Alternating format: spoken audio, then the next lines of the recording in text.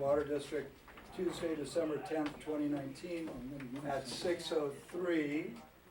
And do we get to do Pledge Allegiance? You can if you'd like to. Yeah, Go let's ahead. not. I thought it was optional. Can you take roll, please? Yes. Yeah. Director Lorimer. There, sort of. We put Chris down this in Gina's office. And then Next Director door. Feldman, Yeah. Director Reynolds, Yep. and President Cumberland. Here. Yep. And I'll lead us in the Pledge of Allegiance. I pledge allegiance to the flag of the United States of America and to the republic for which it stands, one nation, under God, indivisible, with liberty and justice for all. Amen.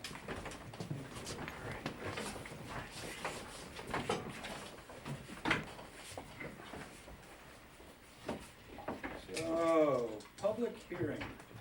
Should I read part of this from the public hearing statement? Sure, To if the you'd like record? Sure. On November 25th, 2019, the Coastside County Water District resolved by action of its Board of Directors to change its electoral system for members of the Board of Directors from an at-large system, one in which district voters elect all directors, to a system based on 5 zones, where district voters elect a board member from their zone or district. The district now seeks public input as to the composition of the district and how to best draw these new zones or districts. And tonight we are going to be hearing from our council as to how we may proceed with this process. Hopefully if any members of the public show up, we'll ask them to fill out speaker slips so that we can process them through. Mary, do you want to start the process, or do you want to go straight to the lawyers?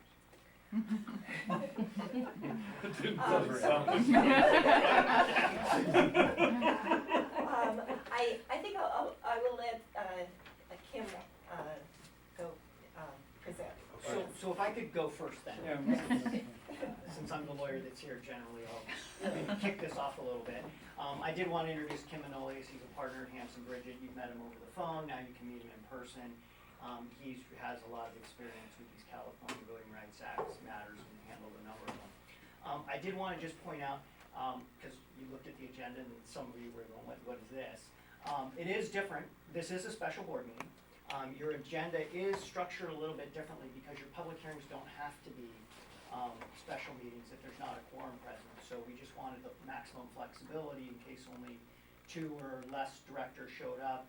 We didn't want the public to look at this and think it was a special board meeting, so that's why it's structured a little differently. We'll probably keep this format through this process just to provide that flexibility, even though I know most of you said you were going to be here.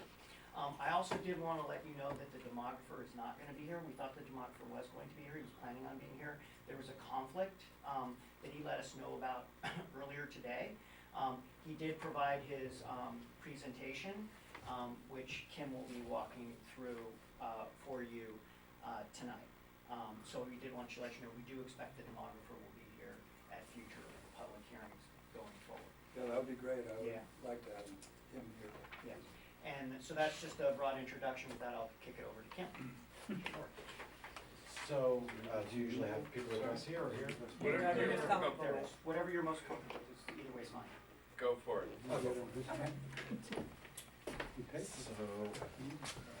So the reason we're here is because on November 25th, as you noted, the board passed a resolution to change the way that directors are elected in this jurisdiction.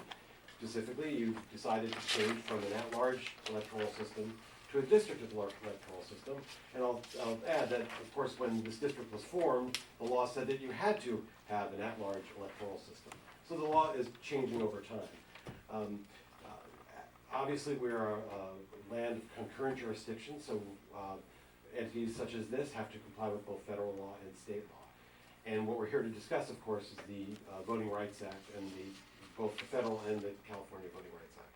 So obviously, the federal Voting Rights Act was passed in 1965, and to show a violation of that act, there's a 4-part test, which I'm not going to go into here now, but we're just comparing it to the California Voting Rights Act, which basically was passed in the early 2000s, and with it, the California legislature basically removed several elements that have to be proved show a Voting Rights Act violation. Really what's going on is the California legislature does not want at-large jurisdictions in the state of California anymore. You can look over the past series of years from 2001 even through a month ago. The legislature is really moving to force all public entities to become district-based as opposed to at-large. You can argue the merits of that, but we're here to comply with the law. And again, I look back to Tammany Hall in New York, and the problem there was that it were not at-large elections and they were district elections. So you can just see how the pendulum can switch back and forth. But the thought, at least now, for the California legislature is that when you have at-large elections, that minority votes can be diluted. That is, if you're voting district-wide and you have 18% minority representation in your district, then every time, if people vote according to race, the majority candidate will win and the minority candidate will lose, right? So what the California Voting Rights Act is after is to group minorities into blocks in which they can influence the election in a more significant way. Again, the California legislature has made no bones about its desire here, and in fact has provided a procedure to quickly switch from at-large to district elections. The problem, of course, is that all jurisdictions across the state are subject to lawsuits under the California Voting Rights Act. And I want to take a step back. Again, what we're basically saying is, if there's racially polarized voting in an at-large jurisdiction, that's a violation of the California Voting Rights Act. That's a very brief test. That's a very easy test, okay? Because again, racial polarization does not mean racism. Does not mean overt racism in a district. That's not what the California Voting Rights Act is after. I'm sure it would be happy to be after that, but now we're going to a much different level. And it's a recognition that people vote according to race. And if they do, then there's a chance of vote dilution. So it's a test that is easy for people who want to enforce the Voting Rights Act to meet. And that is what this board was faced with, and on November 25th resolved to make the change. So the procedure is going to be tonight, which is a public hearing to gather input about how to draw districts, and that will be used by the demographer to ultimately draw the districts. And then there'll be another one of these hearings on December 17th for, again, to gather public input as to how the districts should be drawn, and we'll get into a little more detail in a minute. And then there'll be hearings on draft maps. Your demographer, NDC, is going to produce draft maps based on the input that he has gotten from this hearing and the next hearing, as well as the maps and all the voting patterns that he will look at. And he will draw maps, and you will be presented those maps, and you can ask questions about them and their funny shapes and why is this that way, and the demographer should be able to describe that to you in great detail.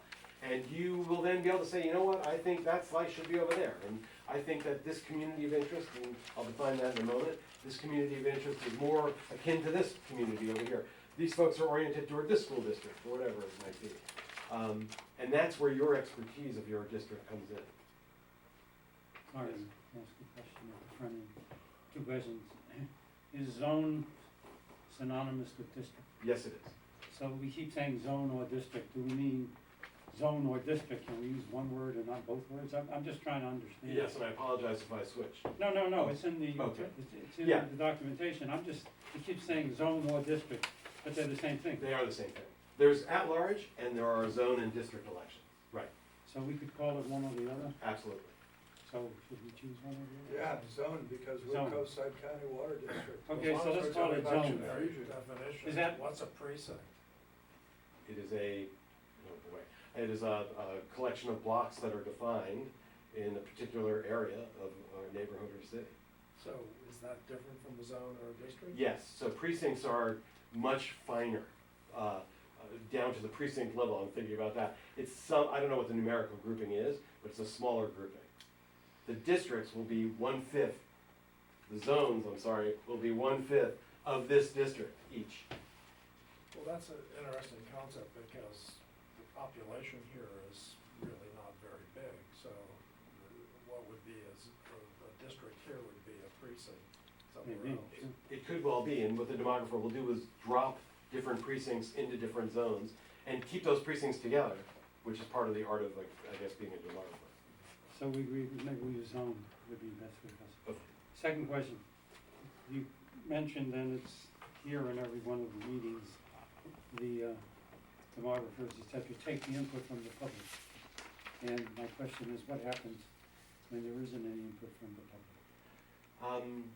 It's unfortunate.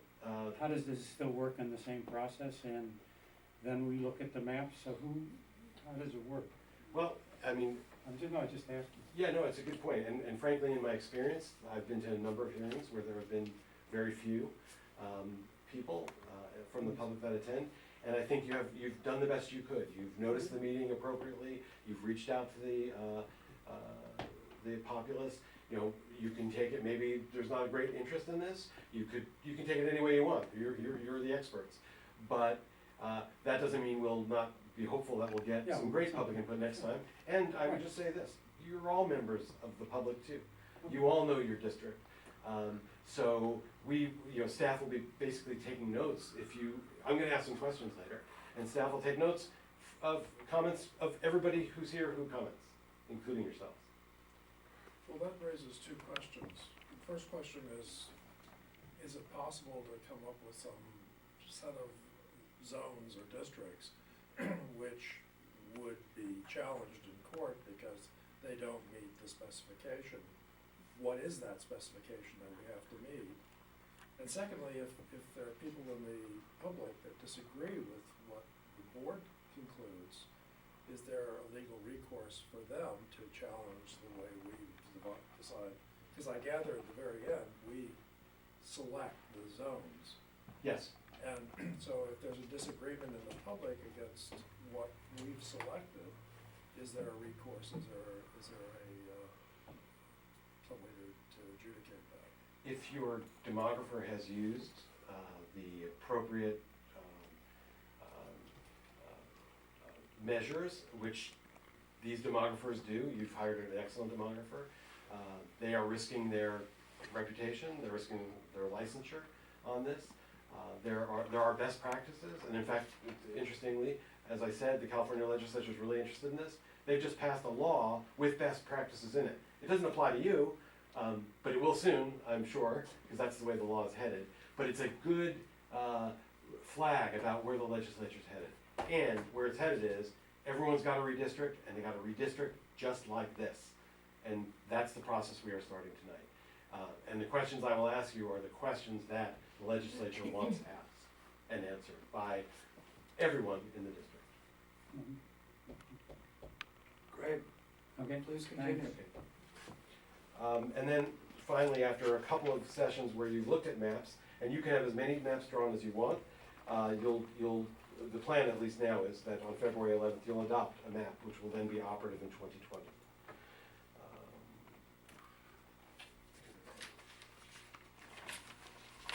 So under federal law, so yeah, again, you have to comply with both federal and state law. So under federal law, obviously, the districts have to be of equal population, and there are other compliance pieces of the Federal Voting Rights Act.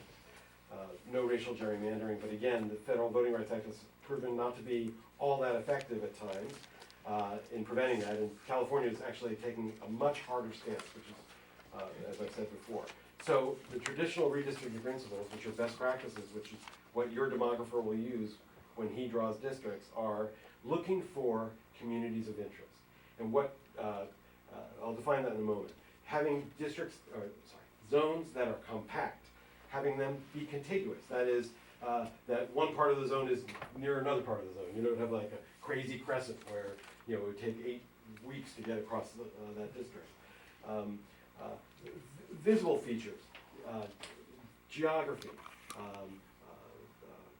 natural boundaries, and then respecting voters' choices. And that is why, just say if you happen to get sued under the California Voting Rights Act, which you will not, but if you happen to, one of the things that some plaintiffs have tried to do is to say, these directors have to be removed. And that, if you think about it, is anti-First Amendment, because the voters already chose these directors, right? So you can say there has to be something going forward, but not something going back. But these are all parts of the California Voting Rights Act. And then plan future growth. That's a very interesting part of this because, you know, you can draw a district today, but if you know that something is growing very quickly in your district, you may want to think about that in advance. So the most important piece of this for our purposes tonight is the community of interest piece. And it's a community of shared values, interests. Again, if there's a school that everyone's oriented to, if there's a shopping mall that everyone's oriented to, a huge religious institution, parks, neighborhoods, just things that draw people together, things that are focal points in the district. That's what we're looking for today. That's what we would ask the folks who are here to say, what are the communities of interest that you're concerned about within these district boundaries? Shared demographic characteristics, income levels, education, linguistic stuff. You know, so you want to, how do people group themselves? And maybe they should be in the same zone, right? Maybe they should be in the same zone. Or maybe they shouldn't. But again, that's the kind of input that the demographer is going to be looking for. And again, there's plenty of stuff online that the demographer will look to also. Voting patterns and everything else, block maps, shape files, and I just said that, I don't even know what they are. But I heard it said many times. But again, it's part of this package that the demographer puts together. And again, I'm a lawyer, not a demographer. So, does anyone have any questions on communities or what anything? NBC is the demographer that previously did Half Moon Bay. Yes. So they have a large wealth of knowledge and perspective on a lot of the things that are on this list already, except perhaps for part of our district, which is a little bit outside the Half Moon Bay area. So can we assume that a lot of this stuff is already in their line of vision? I'm just trying to. I think you can assume that they have a lot of information, but that doesn't mean they can't use have it more. all. No, And again, if you think about, there's a slight difference here, right? So the city of Half Moon Bay is the city of Half Moon Bay, but this district has other areas in it as well, right? Yeah. And so maybe that changes how people are oriented. Yeah, you know way better than I do. But so you kind of look at the district as a whole and then say, what are the communities of interest in it? And it may be exactly the same thing that he had found for Half Moon Bay, and probably will be for that portion. But again, additional input is always great. So this shared demographic characteristics criterion suggests ghettos. What's the difference?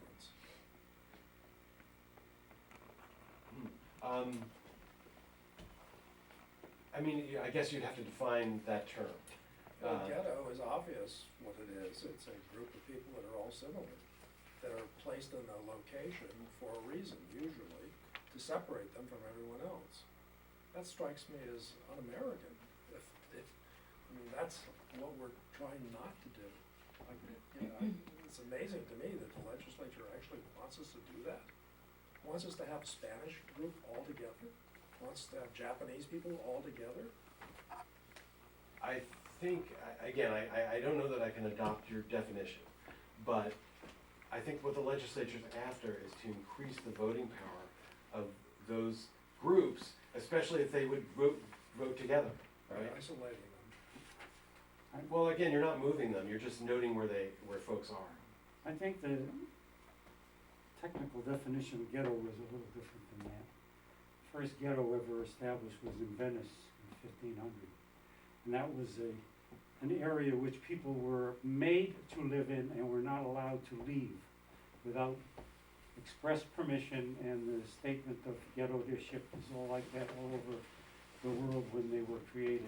These are not ghettos in that regard, nor would they be in this way of handling it. Simply means that they're people of similar interests and backgrounds, etc., who happen to be in the same area. They're not forced to be there, they are there, but they're not made to be there. So I don't know if the word ghetto is the right word for this. It's just an area of communal interest of some sort. I mean, I see no reason that these aren't reasonable definitions.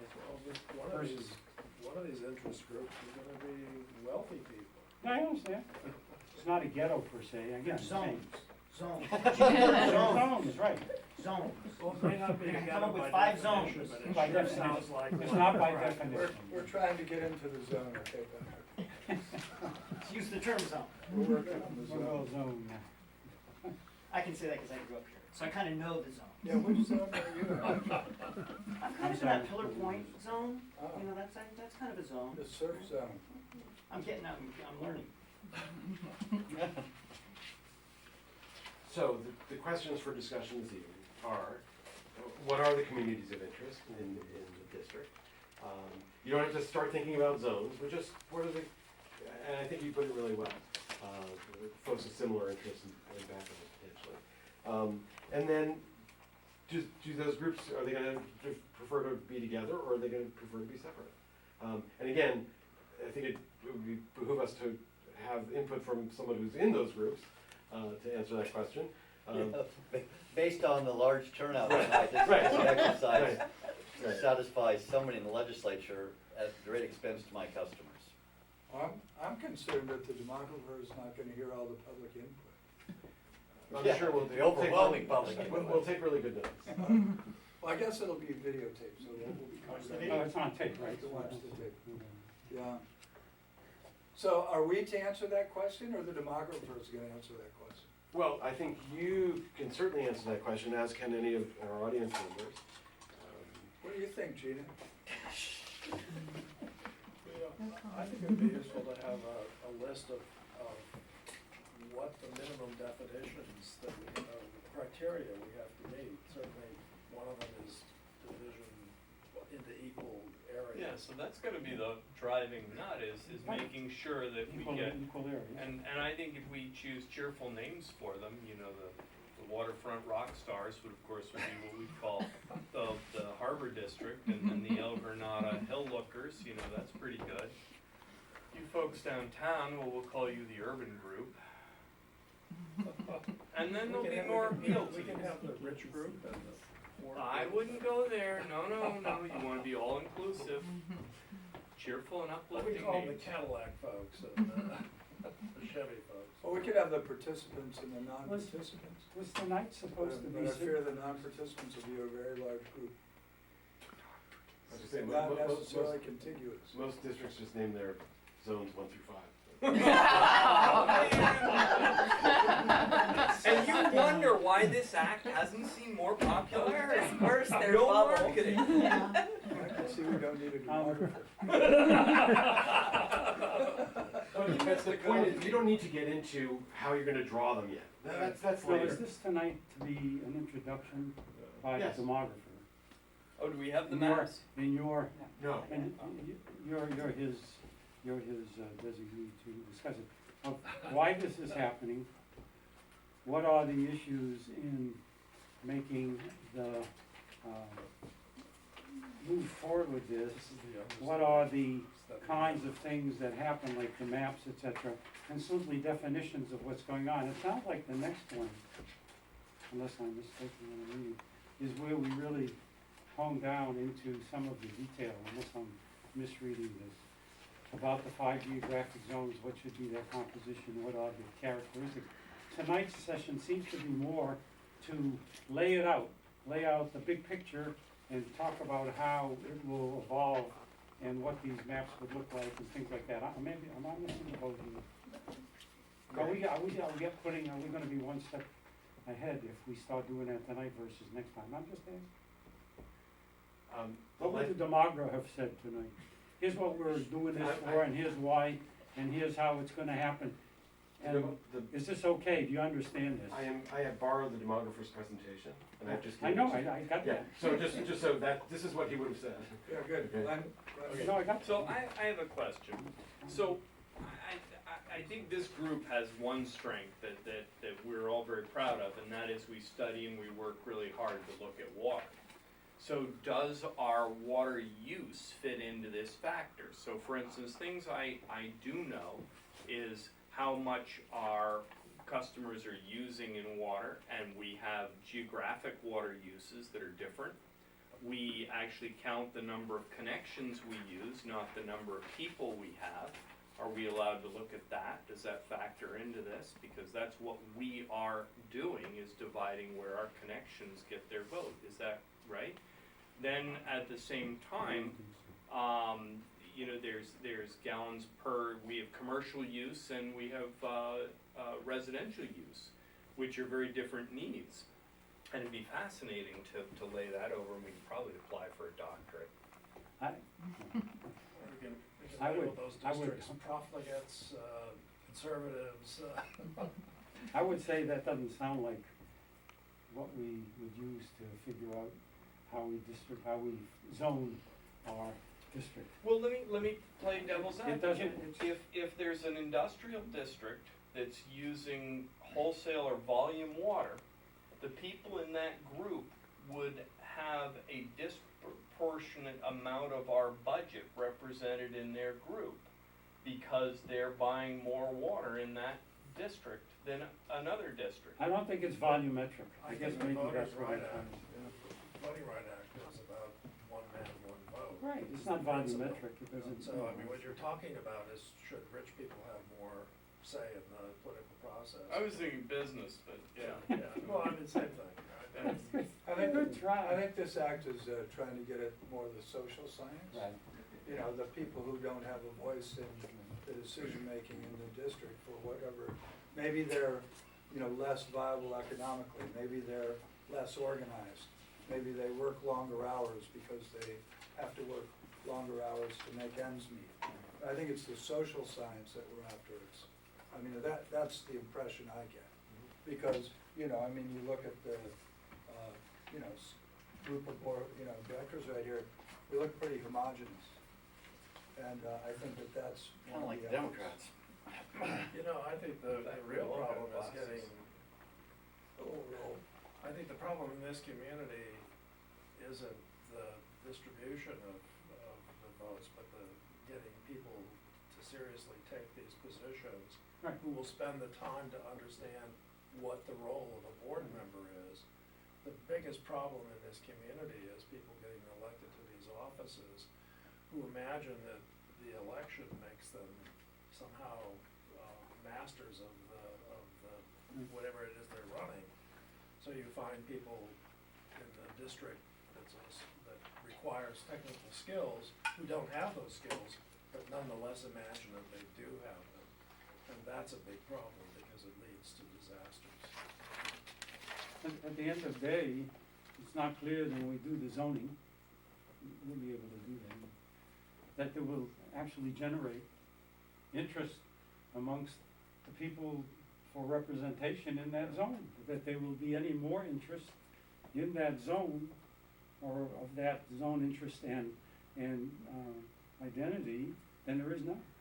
Yeah. That's the problem I've always had with this, is that it doesn't mean that it's gonna really change what we've seen today. Hopefully, it may make a statement and it would have some impact on what people see, and then maybe they would get more up to doing this. But I'm not sure that, see that as being the end result, even if we do it. I hope You've it had is. there's been a couple of elections here where there wasn't anybody even Appointed. running against. appointments, yeah. Well, I mean, I think that- that's, yeah, right. I think that's one of the concerns that I don't really know how to address, but, you know, how does California, in trying to enact this process, you know, also offer budgeting or efforts toward motivating people in the newly created zones To do to so. participate? And I think that, for me, that's the hardest part about this, because my understanding is if a zone doesn't elect someone, then that seat might sit empty unless the county board of supervisors might appoint someone from that zone. And so, I mean, for me, that's what makes it sort of uncomfortable. I mean, I keep hoping for the magic to come from you and the demographer about how it's gonna really make this all work. Right. Because we see the lack of participation all the time. I mean, we get one or two people on a rate increase. You know, rate increase is serious, everyone complains, they all communicate, but no one really gets activated. And so I think that's, for me, that's the frustration that I have in the process. I keep hoping you and the demographer are gonna tell us about this magic, where when we pick these things, you're gonna spark it up and, you know, we're gonna get some really motivated participants. Glenn, sorry. Good luck. don't So, mean to pun. if it's legal, why couldn't the district put together a one-page, and probably should be a web page, explanation of what a board member does. And that would list some of the talents and strengths that the person is. It would discuss what time commitment is required in terms of the material that needs to be read and reviewed. Would cover the pay.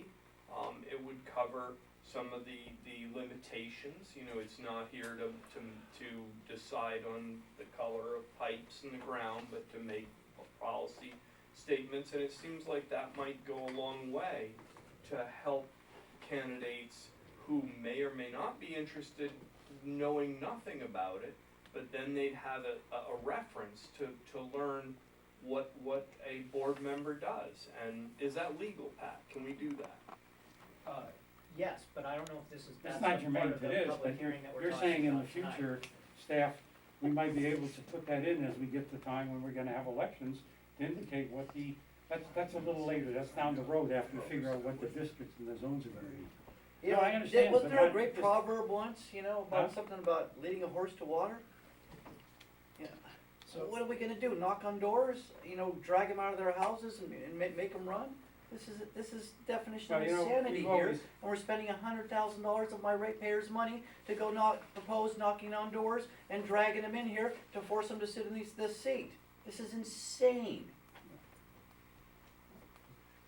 If I might share with you a conventional wisdom, and that is in an at-large district, it's harder for people to run for office because they have to run district-wide. As opposed to if you're in a zone, you run for that zone. Again, I'm not saying that's true here, but that is one piece of conventional wisdom. That's true. No, That's great, that's great input. There is, That's good input. having run 5 elections here, I can say what you said makes absolutely no sense. It was not a burden to run district-wide, in no way, shape, or form. There's no merit to what Well, you the just said. perception of the individual may be that it's less likely that he might be elected if he's doing it on an at-large versus his own basis. I can understand that, well, that makes sense. So, Kim, are we supposed to be sort of making some thoughts about what we as individual community Yeah. members would like for That's districts? the last page, What you think the Okay. communities of So interest Can I make a are. stab at it? Yeah, that's the last page. you have a map, can you? draw Yeah, we it? have a map right here, so. I hate to divide El Granada in half, but, so there's one, there's two. So let's just cut it in half, there's half, right, so I need 2.5 out of here, and I need 2.5 out Why of are here. we doing this? You have to find I didn't know. We that. elect half a population person. basis. But don't those- Is but the those- point how of- many- We are so Can I deep in the just- weeds Can I right just, now. can I just ask a point here? Yeah, I'm sure, not too please. sure. Yeah, go for it. No. please. Okay, so this is the first of 5 public hearings, Right, right? And then, is the point right now, what Director Reynolds is doing seems to be trying to draw the district boundaries. That's how we hired a demographer. And is the point for tonight to get some input on these questions to give to the demographer? Because if the demographer were here, he'd be accepting your input on these things tonight, and any members of the public who does it. And then there's gonna be another public hearing to get some more input, and maybe there's people watching the video who will be at the second public hearing. And then the demographer is going to take that information and put together some maps for the board to consider based on that input. Is that kind of right? That's exactly right. So maybe tonight we should, So we've got is the another 20 minutes maybe, yeah, well, let's go through the kind of work through questions. So the this, second Walk question, through is that a this, question? and then get to the questions that the demographer's gonna want some input on, and then go forward. So we know about school attendance, right? There are 2 schools, you know, there's 2 Oh, is that elementary what it schools. We've got, Fairlawn, or, El Granada. El Granada, but what's the one And here? Hatch. Hatch. So we have Hatch and I El thought Granada, this was the right? discussion. No, there's, yeah, but that's not our district. So we've got 2 elementary schools, if that's valuable for you. There's 1 middle school, First and question. there's 1 high school. And the high school and the middle school are centrally located. So that's the school attendance areas. Okay. Yeah, All right. yeah, that's it, Um, first question. Natural neighborhood dividing lines such as highways or major roads, rivers or canals or hills. We don't mention oceans, but I guess ocean might split if you think about it. But we have Highway 1, which runs down through our district. We've got the east side of Highway 1, we got the west side of Highway one. So that's a really practical distinction. We've also got north of 92 and south of 92. So those are big arteries in the community. And they actually divide people pretty emphatically. You know, for example, I live in Miramar. The people on the west side think they've got it figured out, and all of us on the east side think we got left out of the party. So it happens like that a lot. In fact, if you go to Ocean Colony, which is on the west side, they're pretty sure they've got the whole thing figured out, because they got the Ritz-Carlton. They got a gate. Yeah, and a guard. And a card, yeah. But if you go across, if you go across the road from that, there is a project that was built for lower income people who qualified to live there because of their economic status. So there's a really, big distinction right there on economics, and in fact, the people in Ocean Colony are active voters, and so they very often have representatives, on the boards that are on the coast. The other side don't seem to be as actively involved. So there's an opportunity, in my opinion, but I also, for me, I think it's very difficult to want to say people don't participate simply because of economics. I don't really like to divide that way. I like to think that those people don't feel involved, they don't feel welcome. So if in fact creating zonal difference there would improve the ability for the people on the east side of Highway one to come and get elected and be involved in the board of directors, I think that would be a wonderful thing. Now, if that's the intention of the state of California, that might be fantastic. I hope that it improves the district. So that's where there's a little hesitation as we look at these situations. As you go north, the distinctions are not so clear. From north of 92, east to west side, pretty similar neighborhoods in my opinion, and I think pretty similar groups of people. And so I don't know how that gets divided. So there's a fear that you take a group like that are all pretty consistent and split them down the middle. I don't, so who do you join them up with? Right. Or does that group get to cross Highway one? So sometimes these physical things like highways or major roads seem like good divisions, but they really may not be. Now, Pillarcitos Creek runs along 92, well, there's a handy river, and maybe there's distinctions between those on the south side of the river and the north side. But that's the kind of stuff you're looking for, we can talk about that. That is precisely the type of information that I think the demographer would really like to hear. And let me just say this, when you say east and west of Highway 1, for instance, okay, but that's really quite artificial. Are there actual differences between what's going on east and west of Highway 1, other than the direction, right? And that's what you were just pointing out. That is exactly the type of thing. And one thing I just wanted to throw out again, because you had made a suggestion before about whether water usage could be a community of interest. I mean, that's what we're talking about.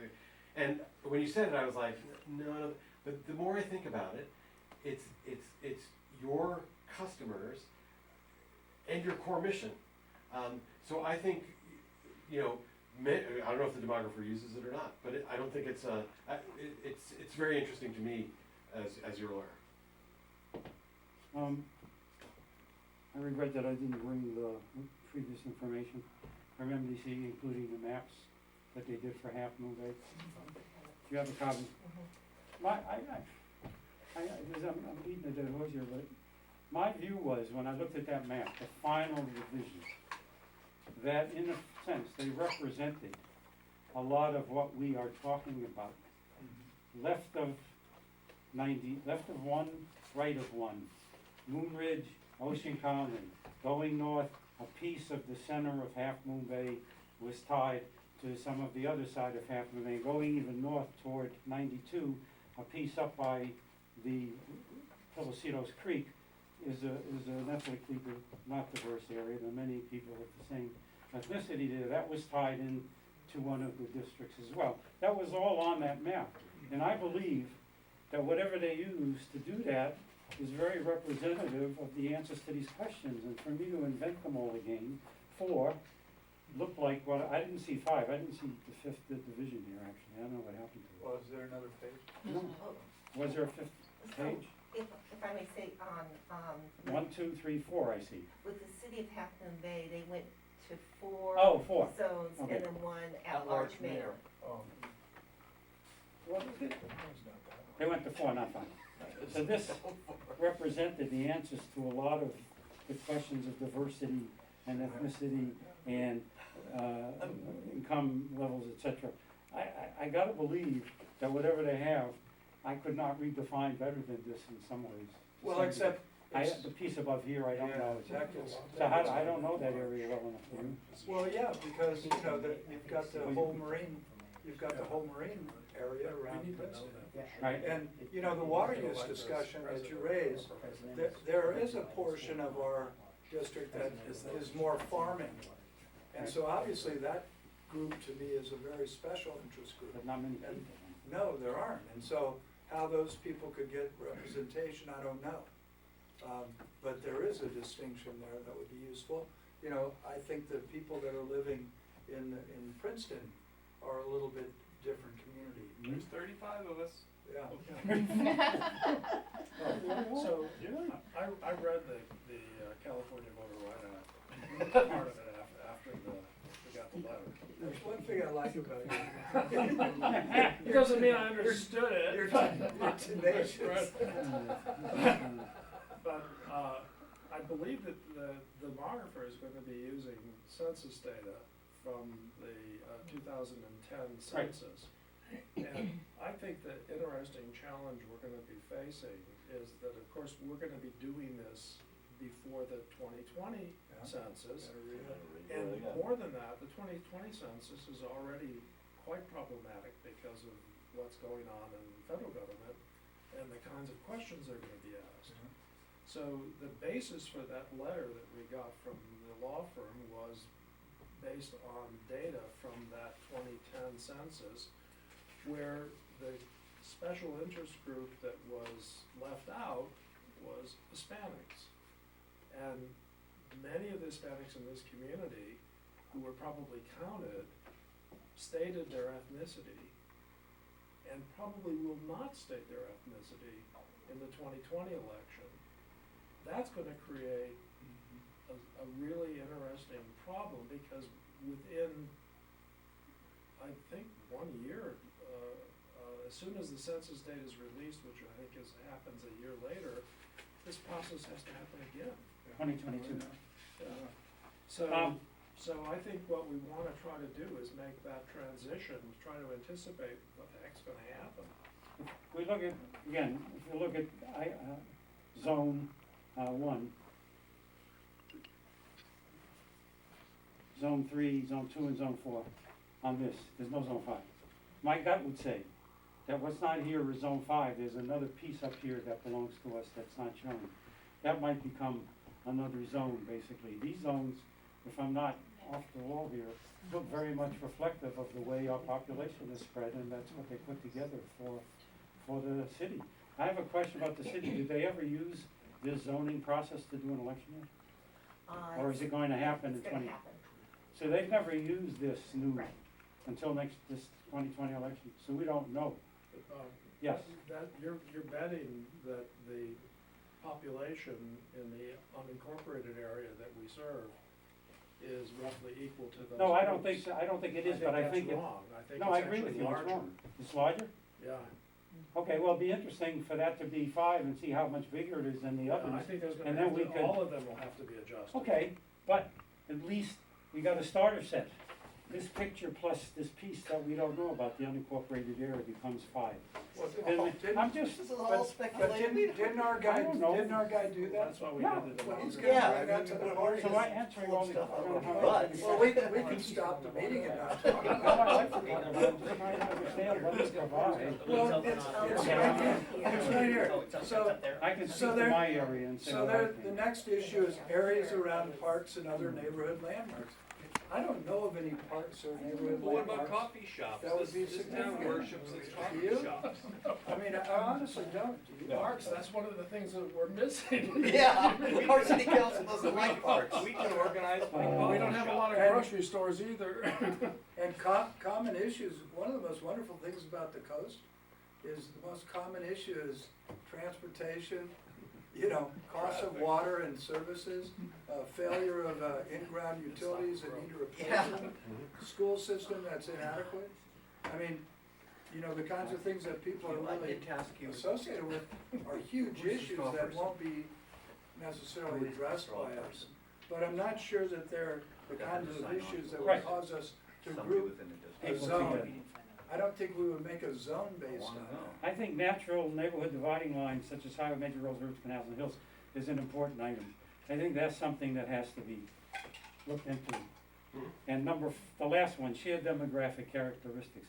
Those two to me are the two most important of the defining community interest in this community, based on its size, the way it's laid out, and stuff like that.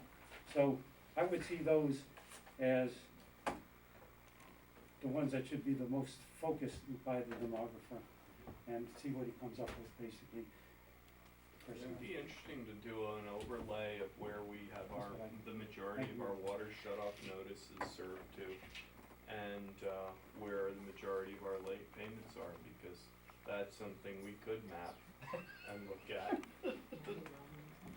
Oh, well, that's good, good idea, this guy. You're gonna work for the demographer. On the question of the applicability of Half Moon Bay's work, Yes, again, it is 4 versus 5, and that could be a huge difference, because we don't know what that other chunk Yeah, no, I agree, population is, so right? we have to look at But it. the other thing I wanted to remind you, remember, this body will pick a map.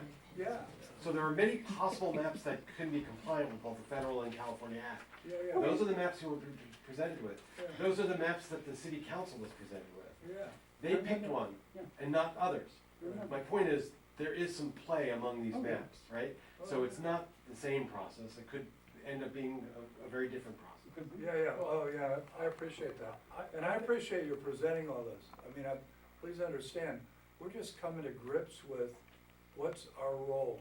What is our personal role in the situation? How can we advocate? Right. How can we simplify? How can we try to make it the most fair and reasonable?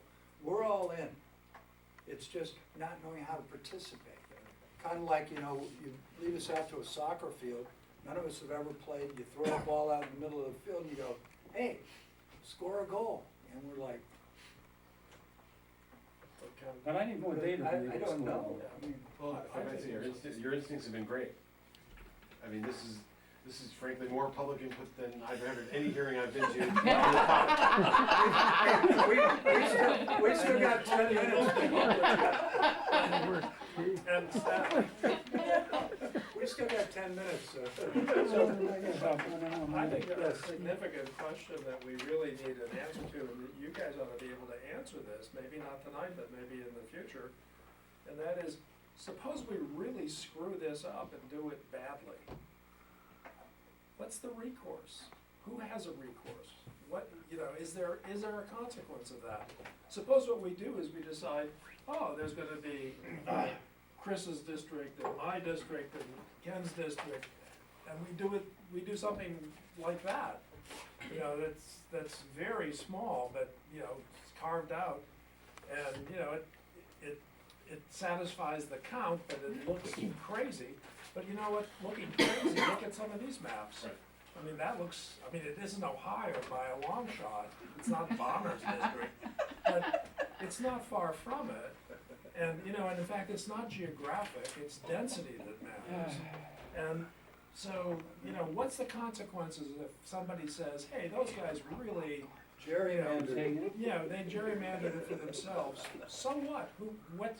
Who can take us on if we do that? This process immunizes you from a challenge to an at-large district. You still have to do it correctly. That's why you hired NDC, the demographer, and me, because we're not gonna let you do that. The districts you the districts you described would not comply with the federal or the California Voting Rights Act, and we would tell you that. But And if you ask me in open session, I have to say it. But if we did it anyway, what's the recourse? You get sued, I imagine. By who? Probably the same lawyer who's. Yeah. That's an easy Okay, answer. all right, that's I mean, the there- question I wanted to Yeah, answer. you are vulnerable if you don't do it correctly, yes. Okay. So, it looks to me like the first time we see anything that looks like a layout of zones of interest is the fourth meeting. Third. January. Third meeting.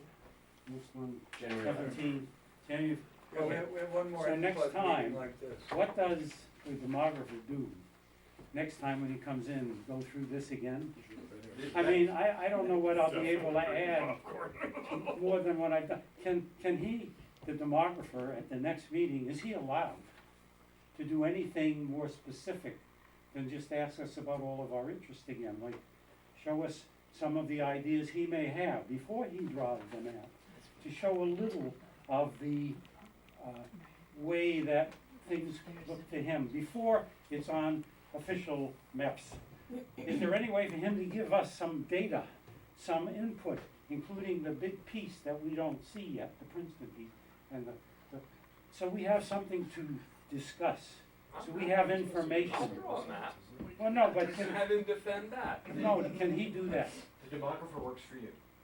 I would like to have some data next time that would give me some insight into what he thinks about how things are and what he knows so far without having gotten to the formal map.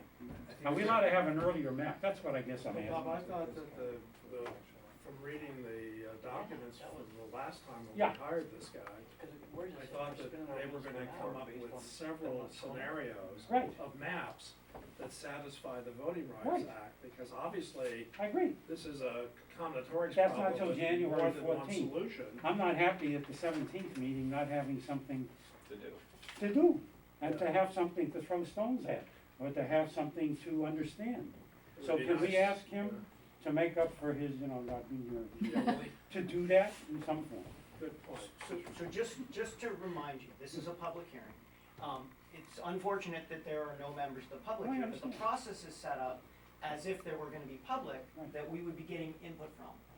I sense your frustration, that it's just you talking about it. I get it, I get it. We're But- not frustrated, but we're the just process, experienced. just We so you want know, that we information. have to follow the process. Right. We're doing We it. have to follow, and we will follow the process. Right, And the process is set up for public input. So okay. don't get frustrated that you're the only ones that are providing input. Can he I bring get that. something that the public could input Can he on? bring some public? Could he bring some, We should bring public. Is That's he our able to- job. We're the I'm not lead asking- This was on advertised in the paper, No, by the way, your public hearings have been advertised in the paper. What about all those karate kids across the So, street? They ought to be getting out now. Maybe the problem is parking around here. I don't, I don't know, I Not to know. have a hard time finding parking. you're just asking, But- if you could ask for him, So anyway, Kim, maybe you can can he convey think what you're about gonna some convey way? to the demographer for Let next him week. answer the Yes. question, he's heard the question before. The reason we have to do this is because the legislature requires 2 hearings to get input. Yeah, That's a why you're democratic here. controlled state. But there's nothing to say what you can ask of your demographer at the second hearing, so long as there's an opportunity for the public to have input. Right. So, well, one thing that comes to my mind is why not have the demographer walk you through Half Moon Bay? Right? That'd be great. And I can certainly, we can talk to him. That's and what he I can was, do that. that's what I'm asking. So Bob is asking, and I think that all of us would agree, that we would really appreciate if the demographer could come prepared to share whether it's his experience with Half Moon Bay, Right. whether it's his input on some of these questions, but some activity in case there aren't members of the public. I hope there are, so don't misunderstand, and I'm not frustrated about where we are, but it'd be nice if we could get more in the next hour that we spend. Because if we come for another hour and it's our process again, I don't know what we're gonna offer. So we, value your time, we value his time, Right.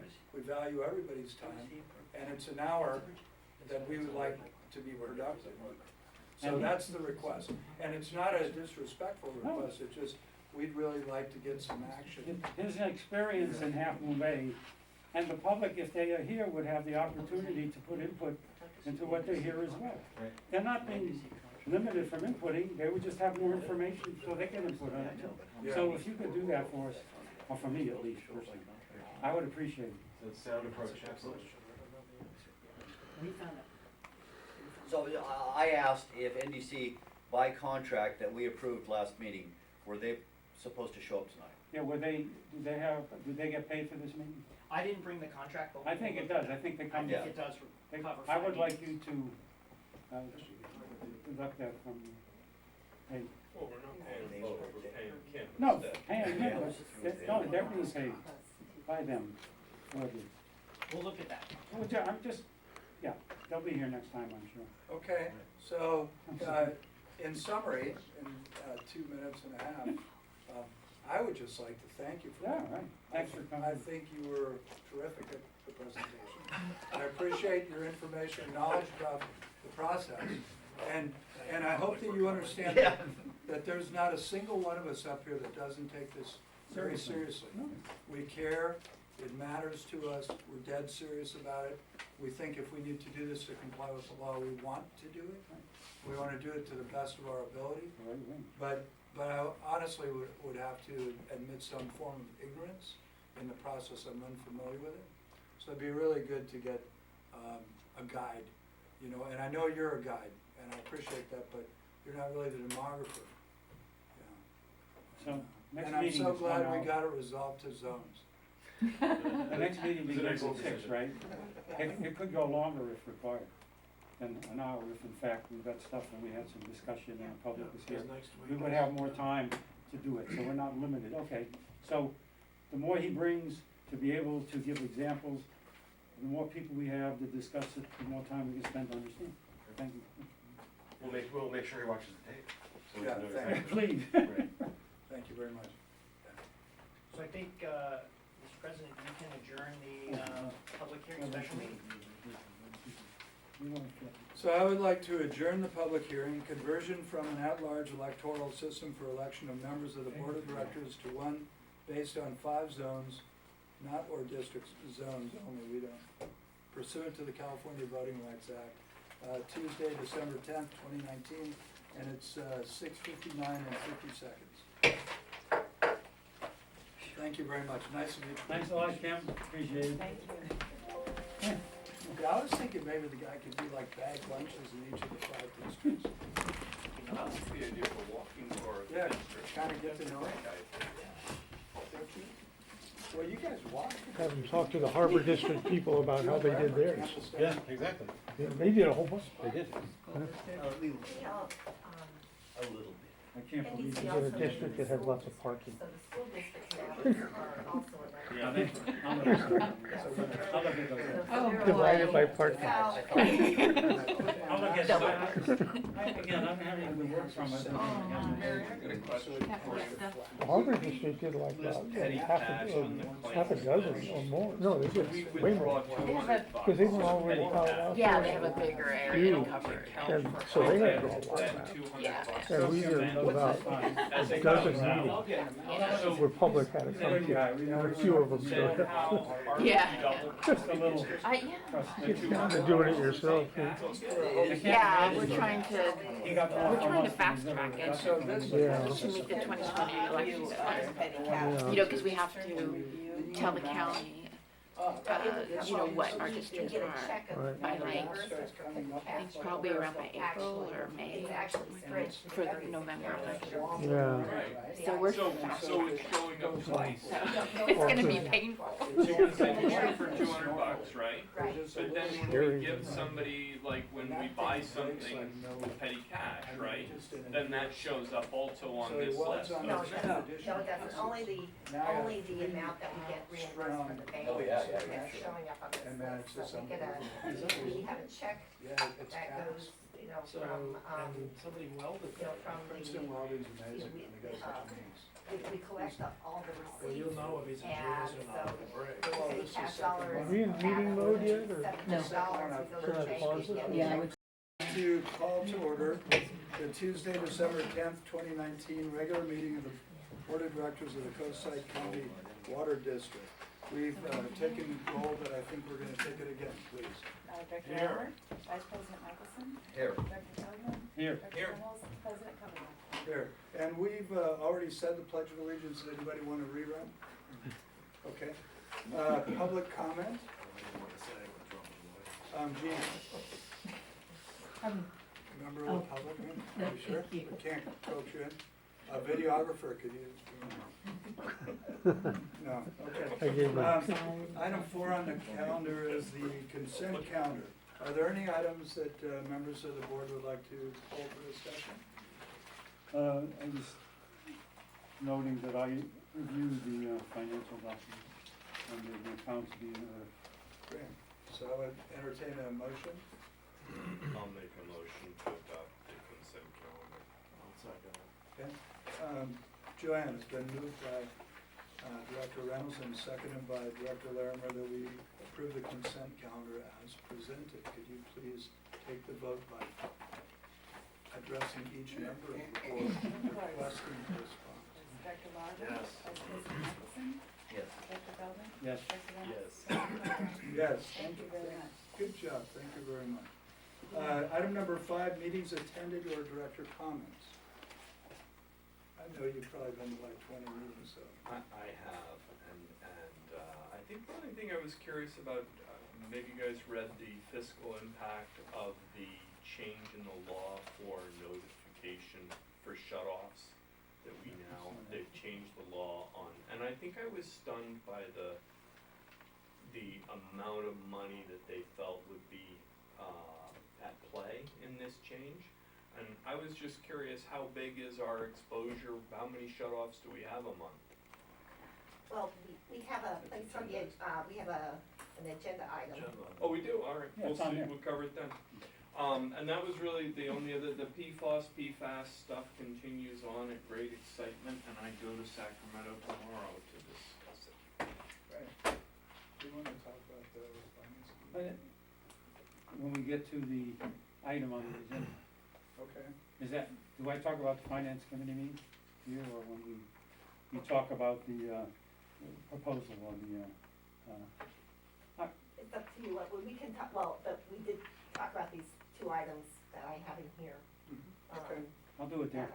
All right, that's fine. That's fine. Okay, so item do that. 6, thank you very much. I don't mean to put you on the spot. General business. Item A is approval of water service agreement for 415 and 417 Chesterfield Avenue in Half Moon Bay. And will you be taking that? Yes. Thank you. Okay, so we have a water service agreement attached for a water line extension of 70 linear feet, 6-inch pipe. Legal has reviewed this, it's very straightforward, and we ask the board to go ahead and approve this. All the costs are covered by the people who are requesting this, so. Is there any discussion on the item? Anybody want to make a motion? I'll make a motion to approve the item. I'll second it. It's been moved by Director Feldman and seconded by Director Reynolds that we approve the water service agreement for 415 and 417 Chesterfield Ave. And could you take roll call? Yes, Director Larger. Yes. Vice President Michelson. Yes. Director Feldman. Yes. Director Reynolds. Yep. President Cumberland. Yes, thank you very much. Item B, agreement with Raftelis Financial Consultants, Inc. for fiscal year 2021 and fiscal year 2022 financial plan and rate update study. Would you please take it away? And this is one of the items that we discussed in our finance committee. Hmm. So, 2 years ago, in early 2018, the district engaged Raftelis Financial Consultants to prepare a cost of service analysis and rate study in order to set our cost of service-based rates and for fiscal years 2019 and 2020, and to comply with the Prop 218 requirements. So the board at that time also approved 2 years of operating budgets and a 10-year capital improvement program that were used in the cost of service analysis and to set the rates that became effective on July 1st, 2018 and July 1st, 2019. So we're coming up on our next budget cycle and our rate setting cycle. And so we, one of the first things staff recommends that we go ahead and budget for 2 years again. That saved us money from having a study last year, and also, it made, I think, things administratively easier. But what we'd like to do is to have, a 2-year cycle, and for us to use Raftellus to prepare a rate study update and financial plan that will be used in setting our rates for July 1st, 2020 and July 1st, 2021. Since we did a full cost of service analysis 2 years ago, we don't, and asking also our legal counsel and our rate consultant, we don't feel that it's necessary to do the full study this round, but rather what we'll do is an update. I've also worked with Raftellus. What I would like them to do is put together our financial plan and model to to show what rate, what revenue requirements and rate increases are required to cover, for our CIP, both from looking at a pay-as-you-go versus assuming, debt. So there'll be models that we can work with, and, as in the past, you've seen models where we can change the assumptions and see. Dynamic model. And see what the changes would be. You did those models. Yes. And he's gonna do similar, he's gonna do Yes, okay. yes. He's gonna expand it to do more things. So, the amount of what we received a proposal for, $38,000 that we would like the board to go ahead and approve, and we'll get started. The one item, if you remember 2 years ago, we had many sessions with, Sanjay. That's not gonna happen this year because we're not having the full study, but we, are planning on doing a budget workshop, probably in the March timeframe. Great. Thank you. I had actually 2 questions. One question is just sort of technical. The consultants are gonna be here for 2 meetings. One's a board meeting where we discuss the budget, and then the 218, For the rate, yes, and that person will be there at both. right, Because yes, that'll come that's up in the correct. next one too, when we do the schedule, because it wasn't clear where that person would be. The other concern I have is that one of the really big differences in this district today versus when I got on the board 20 years ago was the ability to borrow money. We didn't really have an ability to borrow money in 2000, not very much money. And to me, the ability to actually do a bond without having to do a general obligation bond, which requires a 218 effort and a voter compliance, for us to be able to borrow money in an emergency situation, or for long-term expenditures that'll be infrastructure that'll be there for many, many years, what's really important is to have a cash flow that can sustain that. And so, for example, if we decide that in the future that there might be some major improvement that's gonna be around for 50 years or more, that would be more appropriately funded through a bond that we would initiate without going through 218. So it wouldn't appear on anyone's taxes. Then the issue is that we need to have enough cash flow to actually be able to get a decent rate from the bond agencies. But the additional problem is that we always need to have a reserve of ability to borrow money in case there's an emergency that we didn't anticipate. Like we could have an earthquake and have a serious problem with one of our facilities that would be beyond anything we planned for, because stuff does happen.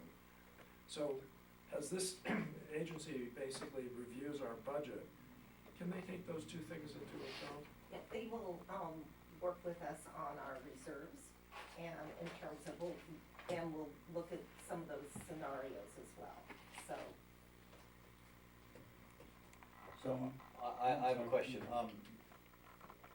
Having also been here 20 plus years, we used to raise the rates, based on internal studies without going to consultants. It's like now we have to go to consultants for everything.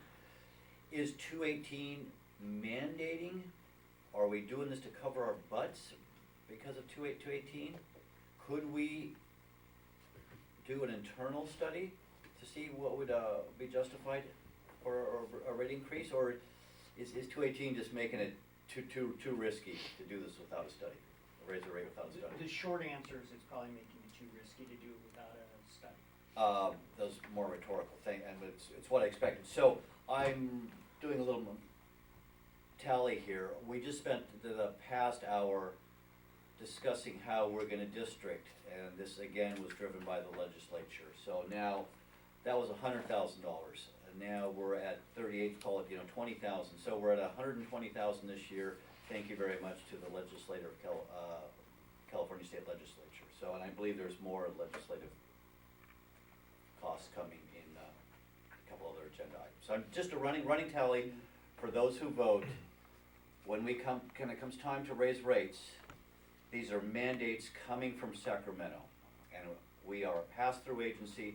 All we do is what the legislature cooks up, we pass it through, reach into our customers' pockets, and pull another $20 bill out of their wallets. So running total. Thank you. Now, the finance committee met with Mary on this and went over this in detail. I think all of us, other than Jim and Fuzzy, were involved with the prior study, and we thought Raftelis, at least I did a really good job.